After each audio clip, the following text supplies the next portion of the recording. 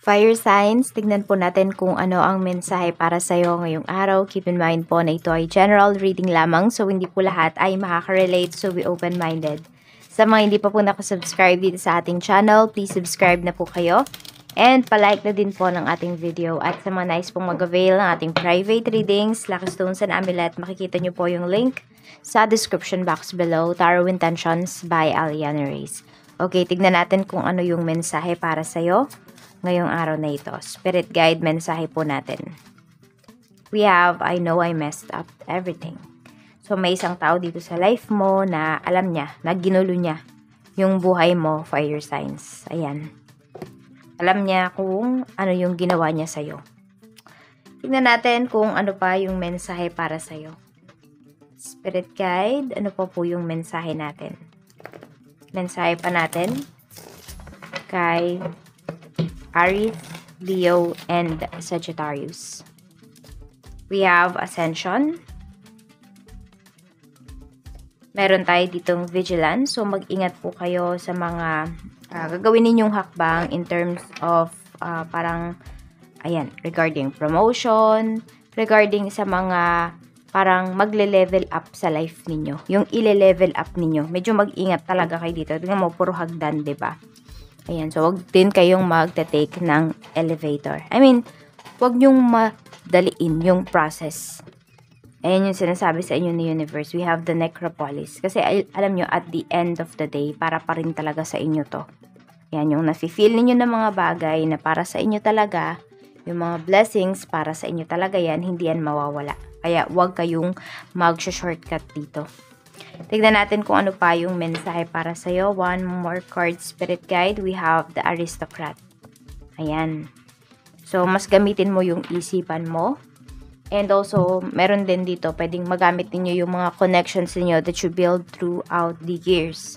So, pwedeng ngayon nyo palang yan magagamit.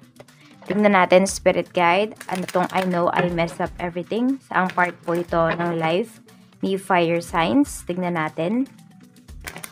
Okay. Anong part po ng life ni Fire Signs itong sobrang messed up ba ngayong araw? We have Falling. Ayan. So, pwedeng kayo po ay in love. So, pwedeng Fire Signs na in love yung iba sa inyo. Pero ito, pwedeng seryoso talaga. Ayan. So, pwedeng malalim ka agad yung nararamdaman nyo towards this person. So, alam niyo yung parang pinangako niyo sa sarili niyo na hindi niyo muna iintindihin yung love life. Focus muna kayo sa inyong career. Pero, yun, may dumating. So, yan, nagulo ang buhay po ninyo. Siguro, hindi naman nagulo dahil magulo yung tao na to. But because maaring dahil seryoso yung tao. What is Ascension? We have award. Ayan nga po, o, diba? May award talaga. May award, promotion, recognitions kayong marireceive dito. Kaya mag-ingat talaga kayo. Kasi hindi naman lahat ay natutuwa sa paligid ninyo. Kapag nakuha nyo na, tsaka nyo na lang po yan i-post. Yung tipong nanamnam nyo na, diba? Sumaya na kayo, na-appreciate nyo na. Yung parang hindi na kayo nananaginip. Tsaka nyo i-post yung mga good things na nangyayari sa life ninyo. Para nakuha nyo na, na-absorb nyo na yung emotions. Hindi ba? We have naman Vigilance, food eating. Medyo mag-ingat daw kayo sa kinakain ninyo. Yan yung sinasabi ni Universe ngayong araw. So, baka ang ulam ninyo ngayon mamantika. So, ano ba yung pwedeng kapartner niyan para, di ba? Oo, partneran nyo ng gulay.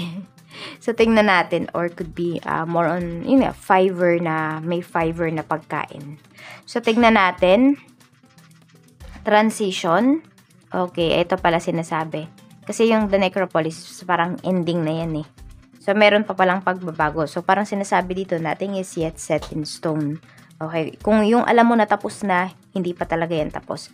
Pwede pa siyang mabago. Pwedeng decision yan. What is the Aristocrat Spirit Guide? We have bathroom. Ayan po. So, marami sa inyo dito, Fire Signs is napakalinis nyo talaga sa bathroom. Ayan po, yung tipong kahit, parang kahit sino yung mag-CR, no? Kahit ano yung status ng life na mag-CR dyan sa bahay ninyo, sa CR ninyo, is wala silang masasabi. Oo, pwede rin po na sobrang aesthetic ng inyong bathroom ngayon. Yan, pwedeng meron dito nagpapa-renovate kayo. Ayan po. So, tignan natin kung ano pa yung mensahe para sa'yo pagdating naman sa trabaho. Spirit guide, pagdating po sa trabaho, kamusta po? Okay, pagdating po sa work, kamusta? Or yung mga co-workers, tingnan muna po natin. Kamusta yung mga co-workers mo ngayong araw na ito? Ayan. Kamusta hindi natin yung ambience? The Magician.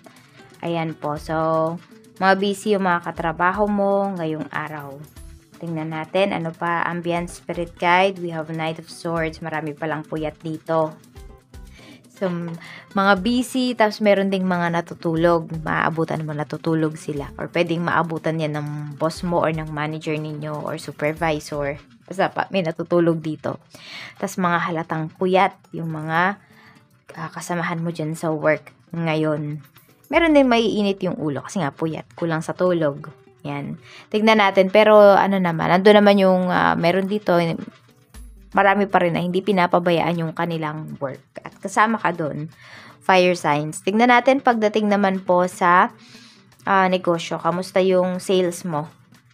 Knight of Cups. Maganda po yung sales ninyo dito ngayong araw. Tapos pwedeng meron kayong makakausap na malaki yung niya, yung order niya. Ayan.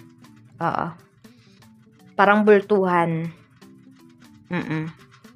Tingnan naman natin sa mga staffs mo if meron 4 of Cups. So, yung iba sa inyo, pwedeng wala pa rin kayo nahahanap na staff hanggang ngayon or makakasama dyan sa inyong negosyo. Yung iba naman po sa inyo kung mayroon na, ayan, parang bago lang yan yung kasama ninyo. So, parang hinahanap nyo pa rin talaga yung dati ninyong kasamahan dyan sa negosyo. Kasi pwede po na, yun, madali talagang utusan or basta naiintindihan niya. So, ito may adjustment period pa na nangyayari. Tignan natin pagdating sa mga clients. We have 3 of Pentacles. Napakaganda naman po ng energy natin pagdating sa inyong mga clients ngayong araw. Sobrang hindi lang magaan kausap, professional din talagang kausap. Oo, yung mga kliyente mo. Tapos, pwedeng may dinedemo ka sa kanila. Yan. Tignan natin kung ano pa yung mensahe para sa'yo. Pagdating naman po sa kaperahan, we have 9 of Pentacles. Pero maganda yung pera ninyo dito. Fire signs, ayan. Kasi nga may promotion, could be salary increase, may ma-receive kayo.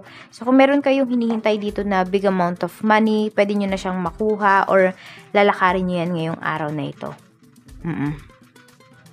Tapos, ito din kasi is pwedeng mga around, ito ay about sa benefits, mga ganyan, or sa, meron ba dito is nag-retire na sa work, so, yung pension ninyo, yan yung pwede ninyong inaayos. Tignan natin kung ano pa yung mensahe spirit guide para po sa mga single. We have naman the High Priestess, so madami tayong single dito na fire signs na, parang mas gusto mo pa is you stay single na lamang, ayan. Parang pinipigilan nyo yung emotions ninyo ngayon kasi mas nangingibabaw yung inyong isip. Tignan po natin sa mga in a relationship. We have the Emperor. Ito, sa mga in a relationship naman natin is sobra pong dedicated yung person mo sa'yo. Ayan. Sobrang responsible niya pagdating sa relationship ninyo. Alam mo yung mature na siya talaga mag-isip. So, kung kulang man kayo sa oras, naiintindihan niya yon. Hindi man kayo lagi nagkikita. So, we have naman 3 of Swords pagdating sa mga mag-asawa. Ayan o, I know I messed up everything. So, ito yun sa mga mag-asawa. Mukhang nagkaroon ng third party. Ayan po. It's either wala naman kayong iniisip na iba, pero aamin sa'yo yung person mo. Hindi siya makatulog. So, yan lang po yung mensahe para sa'yo ngayong araw. At titignan natin ano ba yung lucky numbers mo. Mag-channel ako ng mga lucky numbers. Pwede rin kayong mag-wish. 15, 21, 10, 8,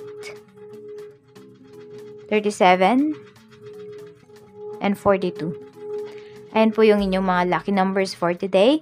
Maraming salamat. Mag-ingat kayo always. More blessings to come.